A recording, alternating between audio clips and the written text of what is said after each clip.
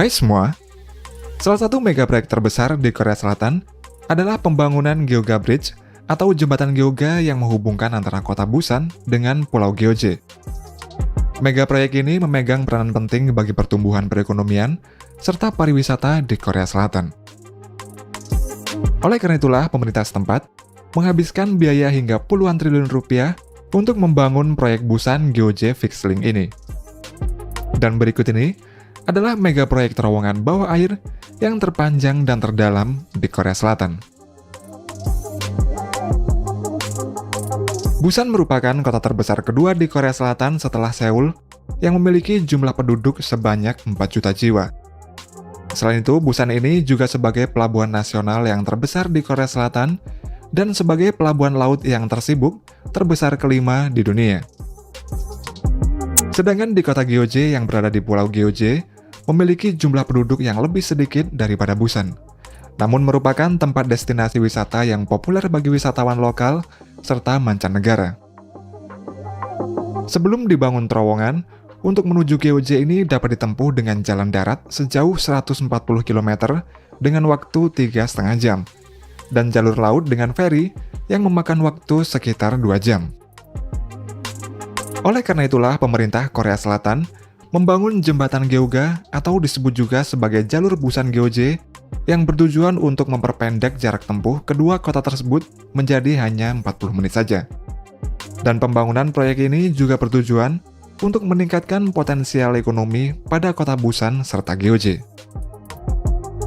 Jalur Busan Gyeonggi ini adalah jalur sepanjang 8,2 km yang terdiri dari 3,2 km terowongan bawah air serta 2 jembatan kabel pancang dengan panjang totalnya 4,5 km. Terowongan bawah air pada jalur Busan Gyeonggi ini merupakan terowongan air yang terpanjang kedua di dunia pada waktu itu, dan juga terowongan air terdalam kedua di dunia yang berada pada kedalaman 48 meter di bawah permukaan laut. Pembangunan jalur Busan Gyeonggi ini dimulai pada awal tahun 2004 dan selesai pada Desember 2010. Dan menghabiskan biaya sebesar 1,8 miliar US dollar atau setara dengan 26 triliun rupiah dengan kurs sekarang. Pembangunan jalur Busan Gyeonggi ini terbagi dalam 2 tahap yang dikerjakan dalam waktu bersamaan, yaitu pembangunan terowongan bawah air dan pembangunan 2 jembatan kabel stay. Untuk pembangunan terowongan bawah air ini merupakan yang pertama kalinya dikerjakan oleh Korea Selatan.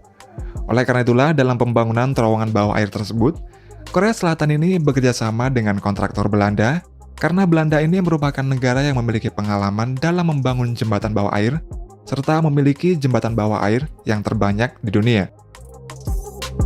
Terowongan bawah air Busan Gyeonggi ini tidak menggunakan tunnel boring mesin dalam pembangunannya, melainkan menggunakan sistem segmen.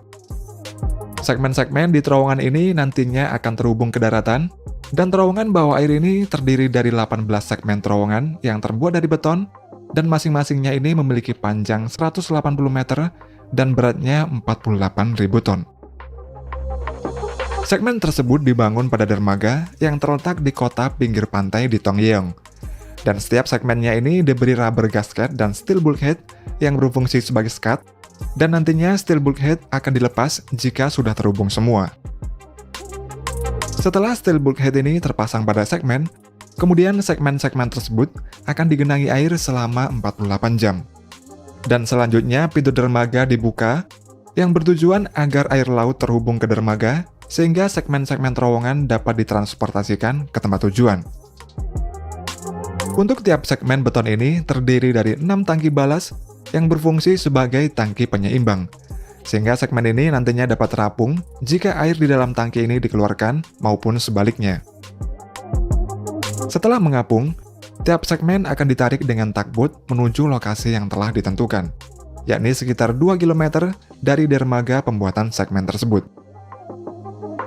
Sebelum segmen ditenggelamkan, jangkar manta akan dipasang di dasar laut pada lokasi penenggelaman, dan jangkar manta ini sangat diperlukan agar posisi penenggelaman segmen nantinya dapat akurat. Setelah persiapan selesai semua, operasi penenggelaman pun dimulai dengan pengisian air pada semua balas tank segmen, sehingga menyebabkan segmen menjadi berat dan tenggelam ke dalam air. Setelah segmen ditenggelamkan, Para penyelam selalu mengawasi posisi hydraulic jack yang membantu menyambungkan setiap segmen ini agar tepat posisinya.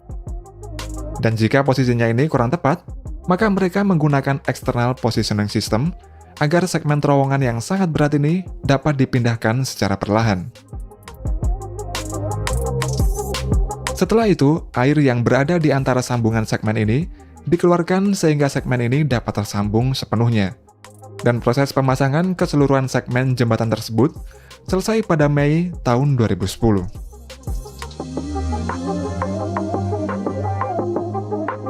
Kemudian pada jembatan Busan Gyeonggi ini memiliki 2 jembatan kabel panjang, di mana jembatan satu memiliki 2 pilon dan jembatan yang kedua memiliki 3 pilon.